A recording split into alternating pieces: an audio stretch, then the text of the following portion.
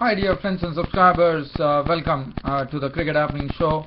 And in this part of the Cricket Happening Show, what we are going to look at is the Pakistan they were into their second one-day international today with Zimbabwe, and one was probably thinking whether Zimbabwe would have a chance to get a series win. But also I said that Pakistan would be more hungry and more stronger after that reverse that they suffered against Zimbabwe. Yes, it was absolutely the case here, as Zimbabwe were beaten today. In fact, Pakistan won the match by 90 runs here in the second one-day international of the series, which also squared the series 1-1 with one more to go, and that one more will be the final one to go on Saturday. Well, as far as Pakistan were concerned, Pakistan were the ones who actually batted first on this pitch. So Zimbabwe actually won the toss and they inserted Pakistan to bat. And well, Pakistan they got off to in fact the start was today. Nasir Jamshid and Ahmed Shahzad who opened the innings, and Ahmed Shahzad was the early victim today, as he was the first to go, caught by Maruma as he actually spooned a catch to backward point of the bowling of Vittori for 5. So that was the first wicket to go, so which made the score 12 for 1.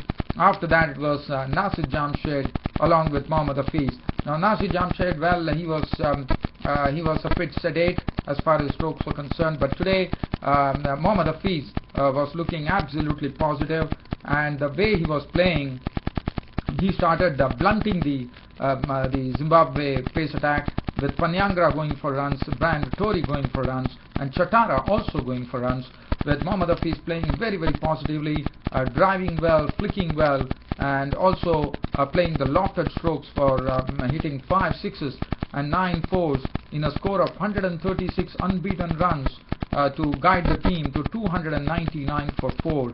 Well, he lost Nasir Jamshid, who was LBW bowled Prosper Utsaya for 32, 45 balls with 3 fours when the score was 62 for 2.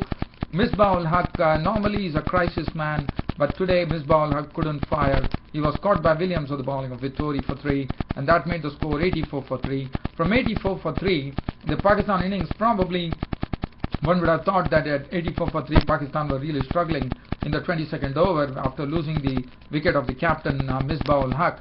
But what was good about it is that Mohammad Hafeez was playing in a he was absolutely in a positive frame of mind. He was hitting the ball very well and stroking it. He was also putting it into the gaps. He got a very able partner in Umar Amin to go on to a very good partnership, a delightful partnership, which took the score from 84 for 3 to 213. So this was a partnership which yielded almost 139 runs, with Mohammad Hafeez definitely taking the lion's share there. But as far as Umar Amin was concerned, Umar Amin initially looked a bit tentative, but later on he opened out and he played some very good strokes. He's a man, looks like a real player for the future, because the way he actually hits the ball, he's not afraid to go over the top, he likes to play his strokes. It was good to see Umar Amin play some very good strikes down the ground, and Umar Amin also got a very wonderful 59 of 71 balls with 5 fours and 1 6. So that was the partnership.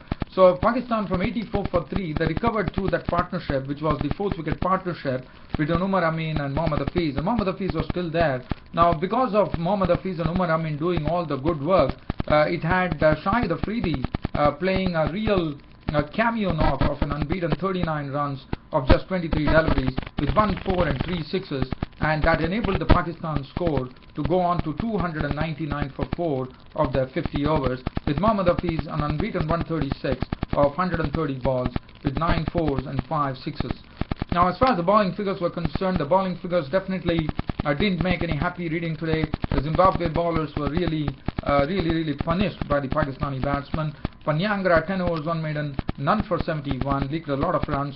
Brian Vittori 10 overs 2 for 68, even though took the wickets, two wickets in the early stages. Chatara was 10 overs 2 maidens, none for 50.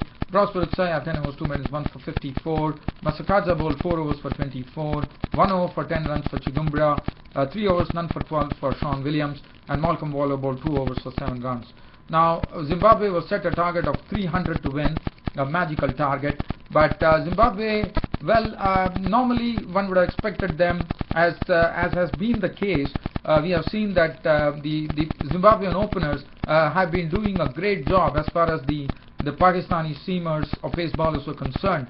Now that has been the track. Like if you look at the opening partnership that Masakadza and Sibanda had, in the first two 20s it was a 53-run partnership, then a 50-run partnership in the T20, and then they went from strength to strength as they put on 107 in the first one-day international to lay the platform for Zimbabwe to win the match.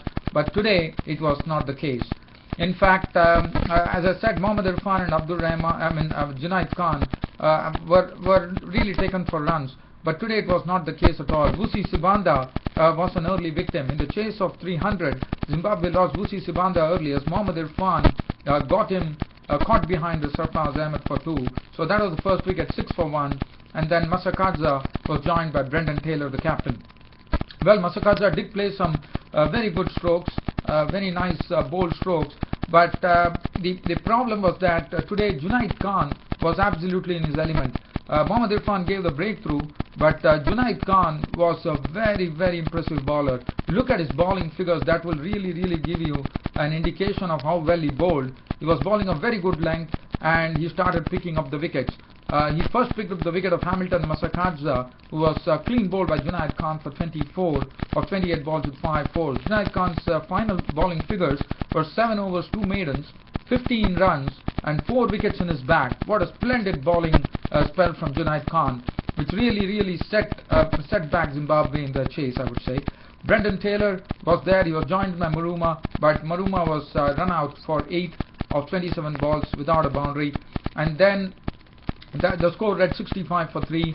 But again, Sean Williams came in and started putting up a very good partnership. That was a 70-run, very useful partnership where the spinners, Abdul Rahman, as I said yesterday, that Abdul Rahman, we might be seeing him in action. Yes, Abdul Rahman was introduced to give it a surprise element, and Abdul Rahman definitely impressed with his bowling. Well, he had bowling figures of 9.4 overs, no maidens, 36 runs and 2 wickets. He really bowled well. But as far as Brendan Taylor and Sean Williams were concerned in this partnership, what they did is they blunted the spinners by playing a lot of sweep strokes. It was some reverse sweep strokes, some orthodox sweep strokes. It was good to see. And and Sean Williams was also stroking the ball very fluently off the bat. And it was going on. The partnership was really doing something where it was really trying to build the Zimbabwean confidence with that partnership, which was really doing very well at its 70 runs. But that was the time actually Sean Williams was gone, as Saeed Ajmal actually picked up. Sean Williams trying to loft Saeed Ajmal was stumped by Sarfraz Ahmed, the wicketkeeper, for 37 of 38 balls with 4 fours, which made the score 135 for 4. And then after that, Malcolm Bowler joined. Now, Malcolm Bowler, as you know, even in the Indian series was not in some good form, but Malcolm Bowler really contributed in a very good manner along with Brendan Taylor. Brendan Taylor, in the meanwhile, was trying to make sure that he is there till the end to guide Zimbabwe, which he did in the first one-day international. Malcolm Bowler came in, and Malcolm Bowler gave him some admirable support there by playing a neat-looking innings. And in fact, there was one more partnership. So after the 70-run partnership between Sean Williams and Brendan Taylor ended, they had another partnership which added 65 valuable runs with Malcolm Bowler's contribution being 40 runs. But that was the time when this partnership had yielded 65 runs. That was the time Saeed Ajmal came in and picked up a very big wicket. When he broke that 5th wicket stand with a wicket of Brendan Taylor, as Brendan Taylor was caught by Mohammad Irfan. It was a shot which was played in the air, and Mohammad Irfan, as you know, is such a tall person on the fence, just plucked the catch. If there would have been any person who would have been less taller than, probably not as tall as Mohammad Irfan, probably that ball would have gone for a 6. So Brendan Taylor, that's the advantage of having some good height there, as Mohammad Irfan took the catch with the bowling of Ajmal, and Brendan Taylor was on his way back after playing a very good innings of 79 of 95 balls with 6 fours and 1 6. 200 was the time when the score read from 200 for 4. The Zimbabwean innings totally collapsed. They couldn't get any support. Malcolm Bowler was the only person who played there, and with Malcolm Bowler also following Taylor soon, when Junaid Khan came back into his second spell and picked up the wicket of Malcolm Bowler for 40. And after that, Junaid Khan and Abdul Rahman made sure that Zimbabwe would add only 9 runs to the for the balance remaining overs, and well, that was it. In 9 runs, the Zimbabwean innings was totally wrapped up by Junaid Khan and the spinner Abdur Rahman, as Chigumbura was LBW bowled Junaid Khan for a duck. Prosperutsaya was bowled by Junaid Khan for 3. Chatara was a victim, caught behind the bowling Abdur Rahman for 2, and Brad Hodori was caught. Mohammad Irfan bowled Abdur Rahman for a duck, and Thinyasha Panyangra was not out on 3. And Zimbabwe innings, after getting those good partnership for the 4th and 5th wicket, it was a pretty shame to see that they couldn't get any contributions coming in from the usually reliable Chigumbura or Prosperutsaya, and that was what, as I said, they really skied through this Zimbabwe lineup, and the Zimbabwean lineup was completely gone for 209. So that was a real pity. If they could have put up some sort of a fight, which the other batsmen put up, like probably one could have expected Chigumbura and Prosperutsaya to give some support to Waller, and things could have been. But Malcolm Waller also losing wicket didn't really matter, because they still had Chigumbura and Saya, but unfortunately that was not the case. And the Zimbabwean innings totally wound up for 209. They bowled for 209, and Mohammad Irfan 8 overs 1 maiden 1 for 45. As I said, today the Zimbabwe couldn't really put up a good opening partnership, which has been the feature of their play so far. And the other thing was that today there were some good partnerships, some decent partnerships, but not pretty big ones, I would say. Now, Abdur Rahman, left-arm spin, as I said, was a surprising element in the Zimbabwean in the Pakistan lineup. 9.4 overs, no maiden, 36 runs and 2 wickets with his left-arm spin. Junaid Khan, as I said, he was pretty impressive. 7 overs, 2 maidens, 4 for 15. Mohammad Hafeez 6 overs, 1 for 35. Saeed Ajmal captured 2 wickets for 40 runs of his 7 overs. Shahid Afridi bowled 5 overs, and he was caned for 32 runs by the Zimbabwean batsman. And well, as I said, the series was leveled by Zimbabwe, winning the match in a handsome fashion by 90 runs, and Mohammad Hafeez, for his 130 unbeaten runs, was named man of the match. But as I said, Zimbabwe couldn't get much support from the lower order, and that's what really let them down. Just sad to see, and Zimbabweans just ended up without a fight. After fighting in the initial stages, in the later stages, they totally succumbed to the wiles of the Pakistani bowlers. Well, so Zimbabwe, so that's the third one-day international, which is coming up on Saturday. That is the final one-day international. So, but that should be interesting, because both the teams would have a chance to actually win the series. Well, so now just moving on from here to see whether there is any cricket news. Well, we are just there's still we have some time before the first T20 match of the series between England and Australia kicks off at Southampton. So I wouldn't be able to really talk about that. Other than that, I could just say here some news that is coming in. Ryan Harris is the Australian bowler who bowled so well, is ruled out of the Champions T20 Champions League T20, which is coming up shortly. So he's totally ruled out. So that is not good news. He has been having a lot of injury problems, and but he bowled superbly in the Ashes series, I thought.